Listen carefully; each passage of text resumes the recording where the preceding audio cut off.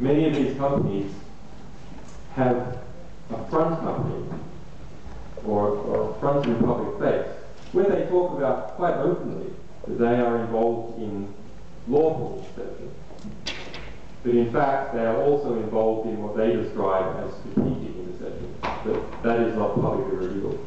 Companies like Vastec in South Africa have simply one web page, literally a single page, even though you have a large company underneath producing this sort of scale. In terms of equipment being sold within Europe, tracking who is selling what is incredibly difficult.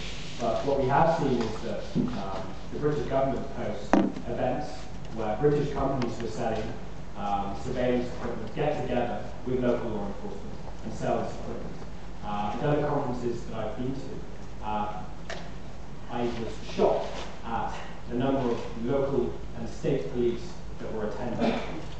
Some of the videos, especially that have been released as part of this document stack, show the unsophistication of the marketing techniques. I mean, if you're selling this equipment to intelligence services, you want detailed, technical documentation.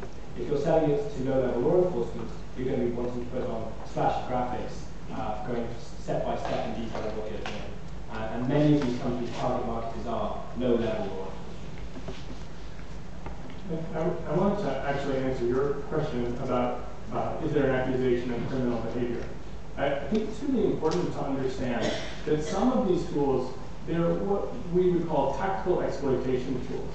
That is to say that they break into people's computers. Generally, these computers are located in houses, in workplaces, on your person. That's what a smartphone is, right? It's a computer.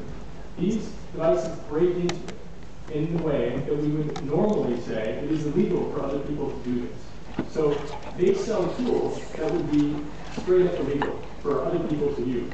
And they additionally, while selling these tools, often talk about how they don't have legal controls. And at ISS World in Washington, D.C., which I attended this year, there were sometimes breakout sessions where people discussed how you could get around, for example, needing a warrant to collect data, because data retention was often considered, it's not personal until you have their name attached to it, so we can give you ID numbers or cell towers or all those cell phones that were associated with the tower. And some of these tools, for example, for installing remote listening software on these phones, the phone company has to be complicit in it. And so that, to me, smacks of completely breaking tons of laws as a business model when it comes to tactical exploitation. So every time you see tactical exploitation, targeted surveillance, you can say to yourself, if this was someone on the street doing it, they would be arrested and spend a long time in jail. So in that regard, especially with regard to regulations missing in certain countries, you can probably say that the computer crime laws would otherwise apply to these people.